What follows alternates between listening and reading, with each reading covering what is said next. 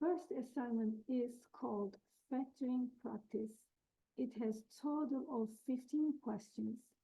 First question is, factor the given polynomial by removing the common monomial factor. So we will be factoring 9x plus 18. Now, one of the most useful factoring technique is called factor by greatest common factor. So for this question,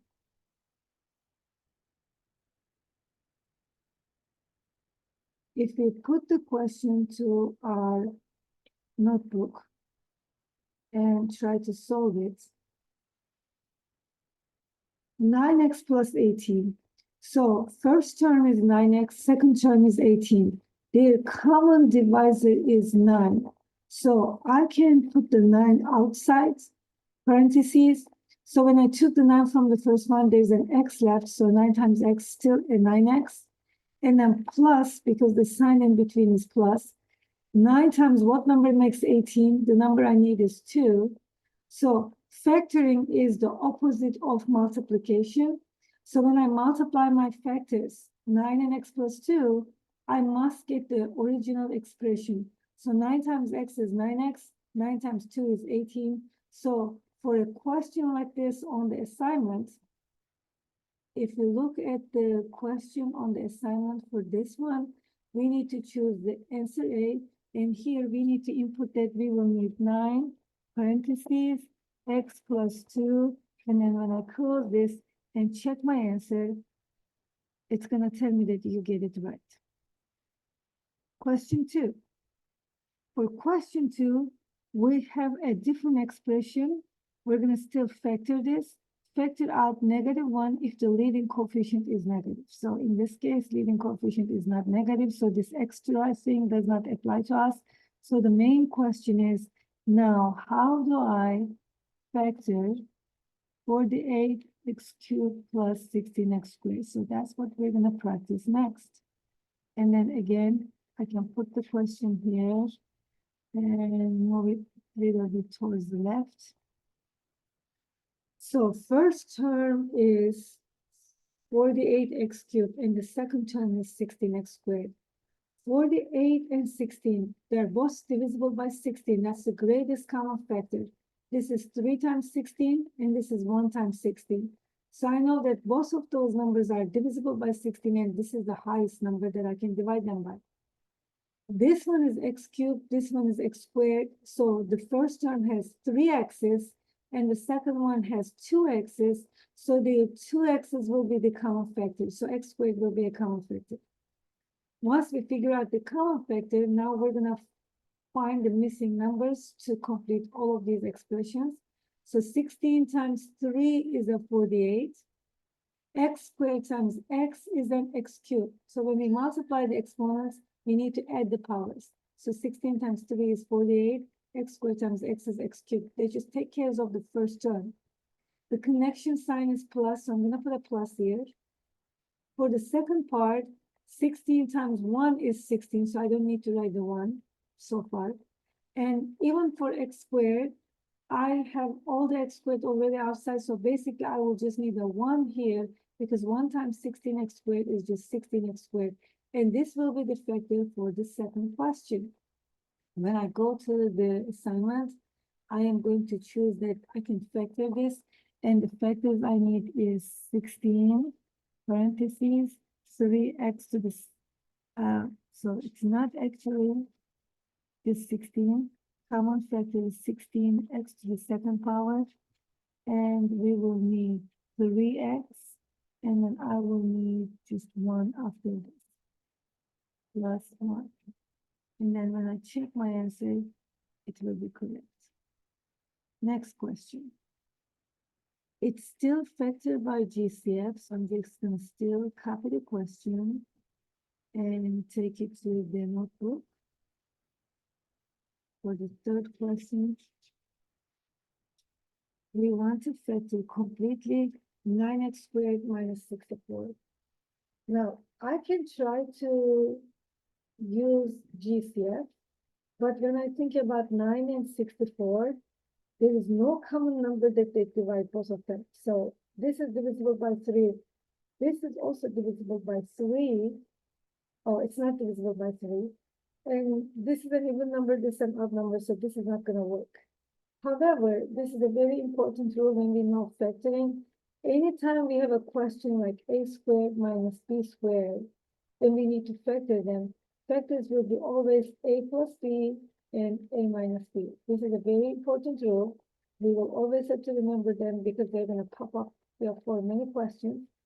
So if I give you a simple example, if we have x squared minus 4, first I need to check if this is really a difference of two squares. This one is x to the second power, and this number is 2 to the second power. So 2 to the second power is 4, x to the second power is x squared.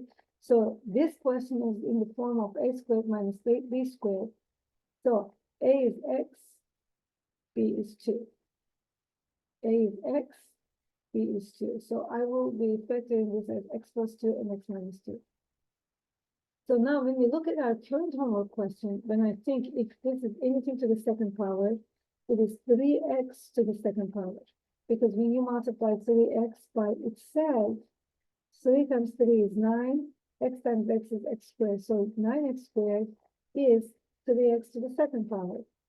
And when I think about if 64 is anything to the second power, that's 8 to the second power.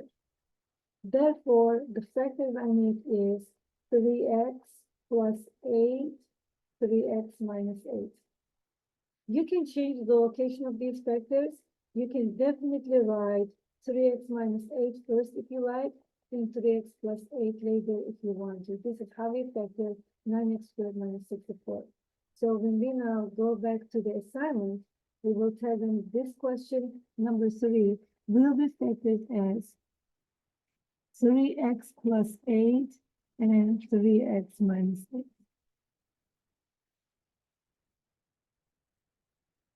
Minus 8. This is how we're going to answer this question on the assignment. For number 4, this is another difference of squares. And the same approach, I know that this is 4x to the second power, and this is 5 to the second power. So the factors will be 4x plus 5 and 4x minus 1. And now for my math lab, you really have to pay attention to your typo. If you do any typo mistake, it's gonna mark it wrong for you. So you have to make sure that you're placing your parentheses correctly. Now, starting from question 5, they're giving me a factor which is a perfect square.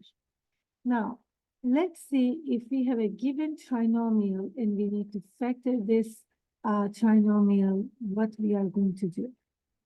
For this question,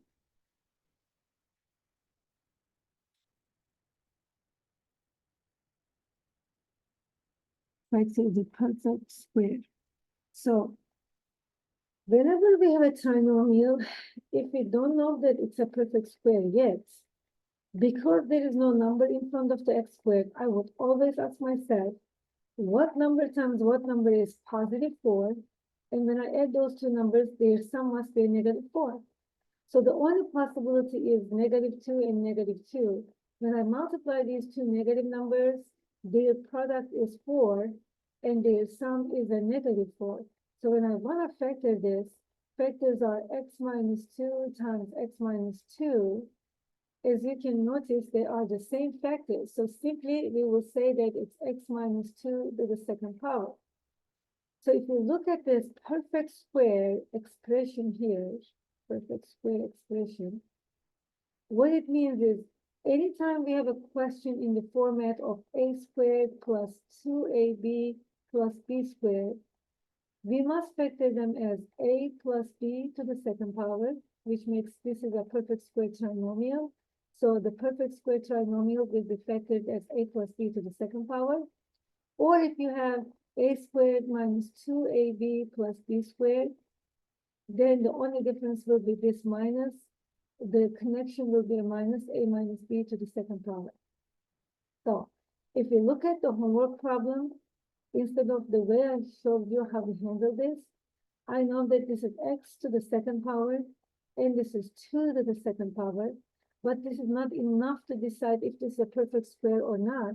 When I check the middle term, is the middle term is 2 times the first number times the second number. I have to check that. So 2 times the first number is x, and then the second number is 2.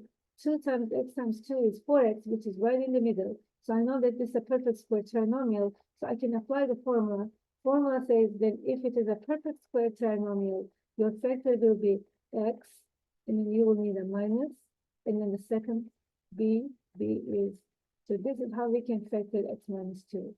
So when you look at this homework question here, we're going to choose A, and we will write x minus 2 to the second power.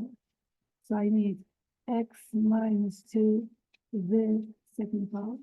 And then when I check my answer, it'll be correct. For the next question, it wants me to just factor it. So I can, of course, check and see if it's a perfect square trinomial, and I can apply the formula, or I can just use the general approach for trinomials. So when we look at the general approach for trinomials,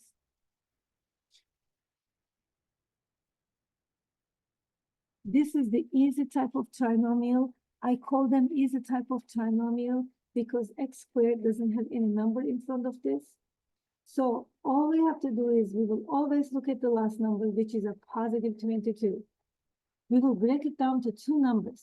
When I multiply those 2 numbers, the answer must be a positive 22, but when I add them up, their sum must be a positive 13. So when I think, the first pair comes to my mind is 2 and 11, and they both have to be positive numbers. So when I multiply 2 and 11, it gives me a 22. And when I add them up, their sum is 13. So I found the pair that I was looking for. Now the first factor will be x plus 2, and the other factor will be x plus 11. And this is how this question will be factored. We're going to say factors are x plus 2, x plus 2, and x plus 11.